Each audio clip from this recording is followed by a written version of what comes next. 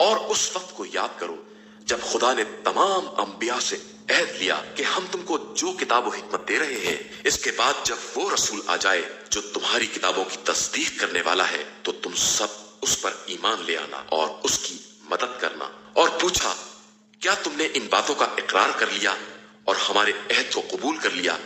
تو سب نے کہا کہ بے شک ہم نے اقرار کر لیا۔ ارشاد ہوا کہ اب تم سب گواہ بھی رہنا اور میں بھی تمہارے ساتھ گواہوں میں ہوں۔ اس کے بعد جو انحراف کرے گا وہ فاسقین کی منزل میں ہوگا۔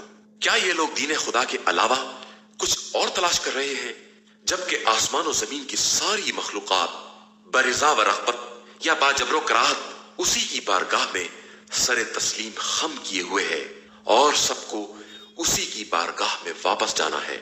پیغمبر صلی اللہ علیہ وآلہ وسلم ان سے کہہ دیجئے کہ ہمارا ایمان اللہ پر ہے اور جو ہم پر نازل ہوا ہے اور جو ابراہیم، اسماعیل، اسحاق، یعقوب اور اسباط پر نازل ہوا ہے اور جو موسیٰ، عیسیٰ اور انبیاء کو خدا کی طرف سے دیا گیا ہے، ان سب پر ہے۔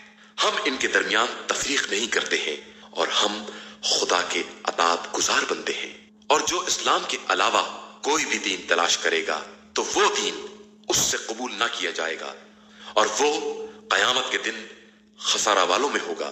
خدا اس قوم کو کس طرح ہدایت دے گا جو ایمان کے بعد کافر ہو گئی اور وہ خود گواہ ہے کہ رسول برحق ہے اور ان کے پاس کھلی نشانیاں بھی آ چکی ہیں۔